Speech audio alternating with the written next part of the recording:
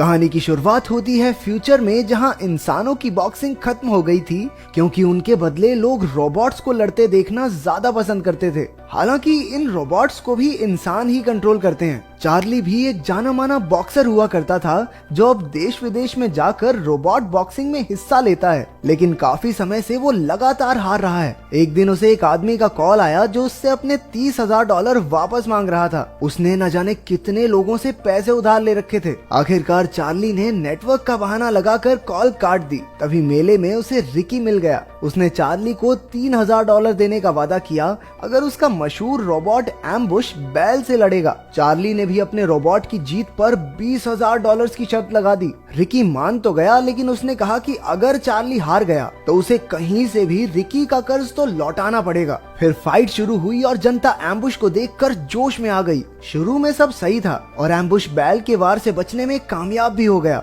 लेकिन तभी चार्ली लोगों से बात करने में इतना खो गया कि उसे रोबोट के पीछे भागता हुआ बैल दिखाई ही नहीं दिया। बैल ने अपनी जोरदार टक्कर से एम्बुश की टांग तोड़ डाली। चार्ली ने रिकी से फाइट रोकने को कहा, लेकिन वो नहीं माना। फाइट के आखिर में एम्बुश बस लोहे का कबाड़ बनकर रह गया और बच्चे उसका एक एक पुर्जा उठाकर अपने साथ ले गए। चार्ली भी मुंह छिपाकर पतली गली से निकलने लगा, लेकिन तभी दो लोगों ने आकर उसे बताया कि उसकी पिछली पत्नी की मौत हो गई है और उसका 11 साल का बेटा मैक्स अब एकदम अकेला है। चार्ली को अपने बेटे की कोई खास परवाह नहीं थी और उसने कोर्ट में जाकर कह भी दिया कि वो मैक्स को संभालने की हालत में ही नहीं है। हालांकि उसके कुछ रिश्तेदार मैक्स को अपनाना चाहते थे, इसलिए चार्ली ने उन्हें मैक्स की कस्टडी $1,00,000 में सौंप दी। पहले $50,000 लेकर वो मैक्स के साथ कुछ समय बिताने को तैयार हो गया। उन्हीं पैसों से उसने काले बाजार से नॉइजी बॉय नाम का एक बेहतरीन रोबोट खरीदा। उसमें वॉइस कंट्रोल का फीचर था जिससे वो इंसानों की बातें समझ सकता था।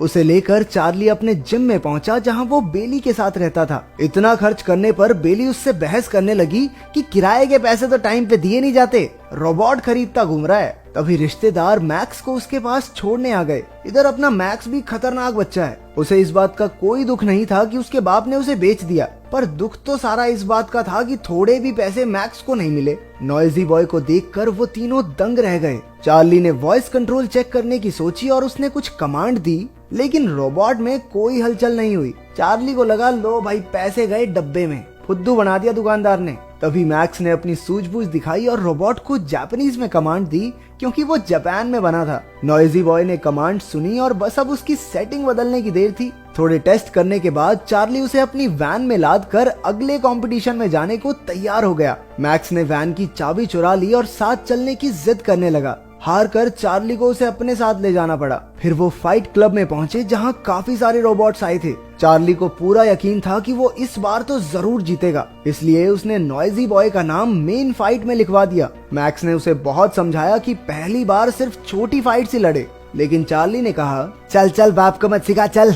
चार्ली नहीं माना और नॉइजी बॉय को चैंपियन रोबोट मिडास से लड़ने भेज दिया। शुरुआत में तो नॉइजी बॉय अपने ओपोनेंट पर भारी पड़ रहा था। चार्ली के मन में पैसों के बारे में सोच सोच कर लड्डू फूटने लगे और इसी चक्कर में उसका ध्यान फिर भटक गया। उधर मिडास ने नॉइजी बॉय पर जोरदार वार किया। चार्ली हड़बड़ाहट में ढेर सारी वॉइस कमांड्स देने लगा, लेकिन जल्द ही मिडास ने नॉइजी बॉय का सर धड़ से अलग कर दिया। फाइट के आखिर में बेचारे रोबोट का सिर्फ वॉइस कंट्रोल सिस्टम ही बच पाया। मैक्स ने अपने बाप के जले पर नमक छिड़कते हुए कहा कि उसे फाइट से पहले नॉइजी बॉय को अच्छे से ट्रेन करना चाहिए था। ये सुनकर चार्ली उस पर भड़क गया और बच्चे को अच्छी खासी सुना दी। वैसे देखा जाए तो बच्चा कुछ गलत भी नहीं कह रहा था। घर लौटते हुए वो कबाड़ खाने में नए रोबोट के पुर्जे ढूंढने गए। बातों बातों में चार्ली ने मैक्स को बताया कि कैसे इंसानों के बदले रोबोट्स की बॉक्सिंग शुरू हुई। अचानक मैक्स का पैर फिसला और वो एक चट्टान से गिर पड़ा। खुशकिस्मती से उसने किसी रोबोट का हाथ पकड़ लिया जिससे उसकी जान बच गई।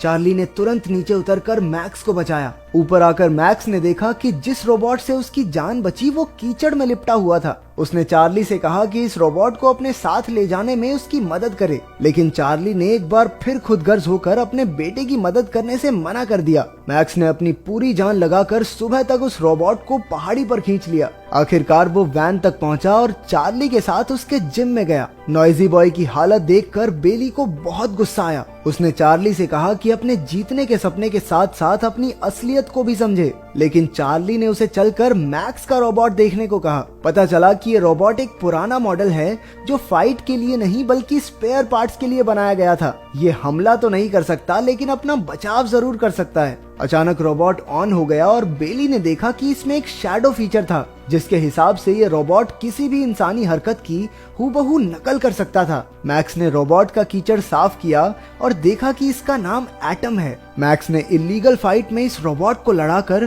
कुछ पैसे कमाने का फैसला किया। रात को सबके सो जाने के बाद उसने जिम में जाकर एटम को ऑन कर दिया। वो दोनों सैर पर निकल गए और उस रात मैक्स ने अपने पहले रोबोट को कंट्रोल करना सीखा। अगली सुबह चार्ली मैक्स को लेकर एटलांटा चला गया, जहां वो किसी के साथ मिलकर नया रोबोट खरीद सके। वो फिन नाम के एक आदमी से मिलने गया और वहीं मैक्स ने दुनिया के सबसे ताकतवर रोबोट ज्यूस के मालिक को देखा। उसका दावा था कि ज्यूस किसी भी रोबोट को मिट्टी में मिला सकता है। उधर चार्ली ने फिन से पैसे उधार मांगे लेकिन उसने साफ इनकार कर दिया। हालांकि वो मैक्स के रोबोट की फाइट कराने को राजी हो गया। अगली सुबह चार्ली ने देखा कि मैक्स एटम के साथ ट्रेनिंग कर रहा था। उसने खुद ही कमांड सेट कर ली थी, जिसे देखकर चार्ली काफी खुश हुआ। मैक्स को ये काबिलियत आखिर अपने पिता से ही मिली थी। फिर दोनों फाइट के लिए चले गए और मैक्स ने सामने वाले लीडर से एक डील कर ली। अगर एटम एक राउंड जीता तो उसे $1000 मिलेंगे और अगर वो हारा तो एटम लीडर का हो जाएगा। फिर फाइट शुरू हुई और मैक्स ने एटम को कंट्रोल किया।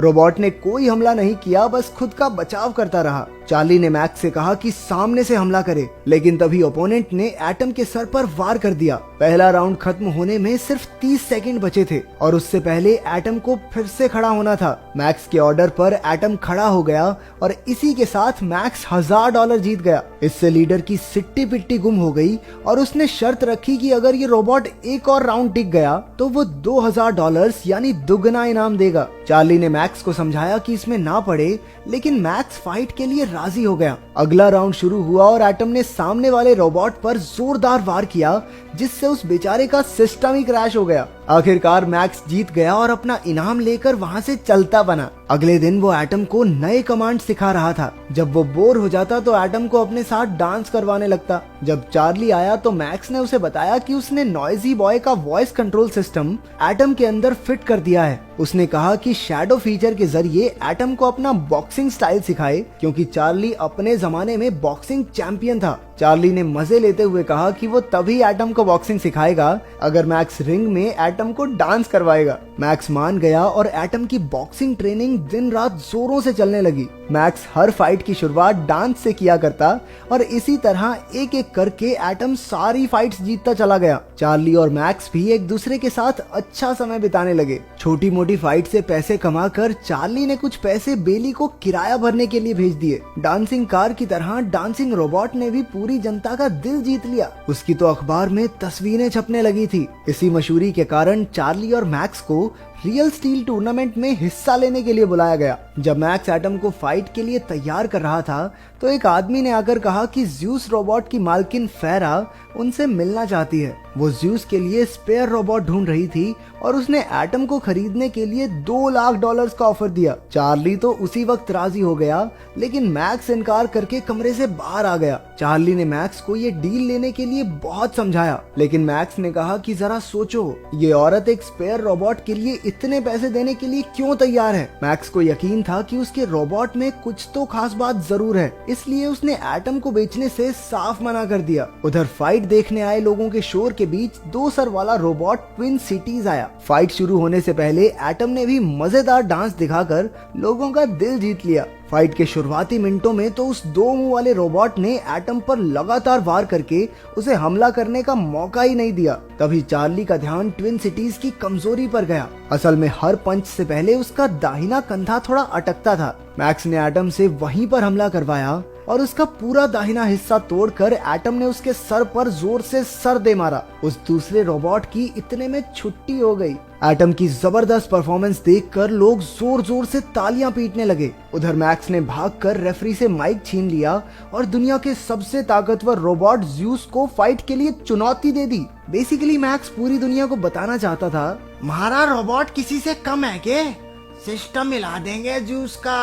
इसके बाद मैक्स और चार्ली जीत के पैसे लेकर वैन तक पहुंचे। तभी रिकी नाम का एक आदमी अपने पैसे वसूलने आ पहुंचा और चार्ली को गुंडों से पिटवा दिया। अपने बेटे की सुरक्षा के बारे में सोचकर चार्ली ने उसे वापस रिश्तेदारों के पास भेजने का फैसला कर लिया। मैक्स ने रोते हुए अपने पिता को मनाने की बहुत कोशिश की, लेकिन वो उसकी जान खतरे में नहीं डालना चाहता था। चार्ली ने मैक्स के बदले मिलने वाले $50,000 लेने से भी मना कर दिया। अपने बेटे के साथ समय बिताकर अब वो उसे सच्चे दिल से चाहने लगा था। अगली सुबह बेली ने उसे समझाया कि उसे मैक्स को खुद से दूर नहीं करना चाहिए। उसकी बात मानकर चार्ली मैक्स को वापस लेने पहुंचा और एक अच्छा पिता बनने का वादा भी किया। वहीं एटम को देखकर चार्ली ने कहा कि उन्हें ज्यूस से फाइट भी तो करने चलना है। फेरा ने मैक्स की चुनौती स्वीकार कर ली थी। फाइट के दिन ज्यूस हवा में उड़ता हुआ रिंग में कूद पड़ा। एटम के आने पर फाइट शुरू हुई।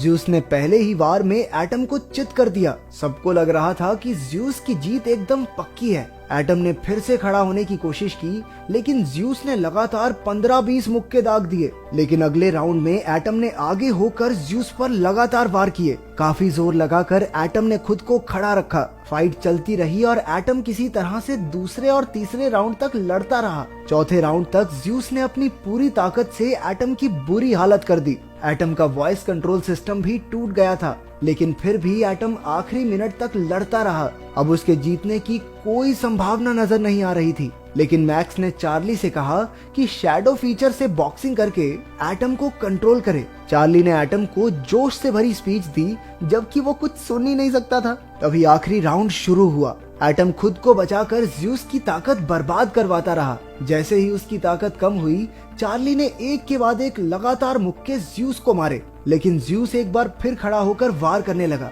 तभी राउंड खत्म हो गया और ज्यूस हारने से बच गया। जनता जोर जोर से एटम का नाम चिल्लाने लगी। ज्यूस के ज्यादा पॉइंट्स थे, इसलिए वो जीत गया, लेकिन जनता के दिल में तो एटम बस गया था और मैक्स को तो यही चाहिए था। मैक्स और चार्ली ने कसकर एक दूसरे को गले लगाया। आखिरकार उन्होंने एटम के साथ अपनी असली जीत का जश्न मनाया।